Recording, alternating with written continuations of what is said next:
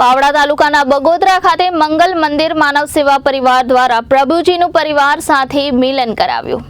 બાવળા તાલુકાના બગોદરા ખાતે મંગલ મંદિર માનવ સેવા પરિવાર દ્વારા પ્રભુજીનું પરિવાર સાથે મિલન કરાવ્યું હતું। મંગલ મંદિર માનવ સેવા પરિવાર બગોદરા કે જ્યાં પંડ પીડાએ રજડતા દુઃખી નિરાધાર માનવીઓની સેવા સાથે સારવાર કરવામાં આવે છે, ત્યાં 516 પ્રભુજીઓ હાલ સેવા સાથે સારવાર લઈ રહ્યા છે અને 809 જેટલા પ્રભુજીઓને છેલ્લા 8 વર્ષમાં ભારતભરમાં વિના મૂલ્યે પરિવાર સાથે મિલન કરાવ્યું છે। તે સંસ્થાએ આજરોજ પણ એક મહિલા પ્રભુજીનું પરિવાર સાથે મિલન કરાવ્યું હતું। તે પ્રભુજીને અમદાવાદ આશીર્વાદ સિવિલ હોસ્પિટલમાંથી પરિવાર મળેલ ન હતો, એટલે મંગલ મંદિર માનવ સેવા પરિવાર બગોદરા ખાતે સેવા સાથે સારવાર માટે મૂકી ગયા હતા અને પછી દાણી લીમડા પોલીસ અને મણિનગરના એસીપી જાડેજા સાહેબના સહયોગથી પરિવારને જાણ થતા મંગલ મંદિર માનવ સેવા પરિવાર બગોદરા ખાતે આવી પહોંચ્યા હતા અને પ્રભુજીને પોતાના ઘરે પરત લઈ ગયા હતા।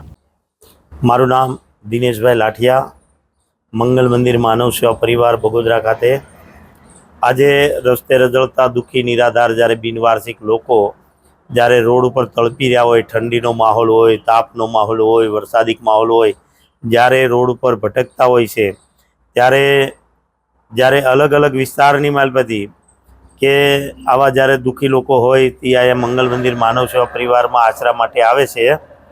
તો આજે સિવિલ ખાતેથી જ્યારે અહીંયા બગોદરા ખાતે જ્યારે મંગલ મંદિર માનવ સેવા પરિવારમાં મૂકવામાં આવ્યા તો એ માજીનું પરિવાર ગોતતું આજે મંગલ મંદિર માનવ સેવા પરિવારમાં આવ્યું તો આપણા અમદાવાદના મણિનગર વિસ્તારના એસીબીના સાહેબ જે જાડેજા સાહેબ રહ્યા એની પણ મદદ લીધી અને એની મદદ લઈને પછી જે તે વિસ્તારના પોલીસ સ્ટેશનમાં સોંપવામાં આવે છે, ત્યાંથી આપણે એનો પરિપત્ર મંગાવતા હોઈએ છીએ કે આભાર પત્ર કે અમે અમારા આ વિસ્તારના ઝોનના આ બેન છે એને ત્યાં હોપ્યા છે। તો આપણે તમે ભાઈ તમારા માજી શું થાય? મારી મમ્મી। તારે બેટા? તમારા બેના મમ્મી થાય। કેટલા ટાઈમથી ગુમ થઈ ગયા હતા? ગોતતા થાય ને?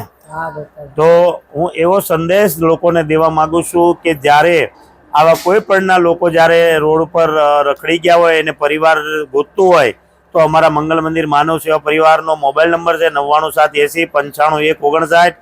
અમારા સંસ્થાની કોઈ પણને મુલાકાત લેવી અને રિપોર્ટર મકવાણા મહેન્દ્ર, જનાદેશ ન્યૂઝ, અમદાવાદ।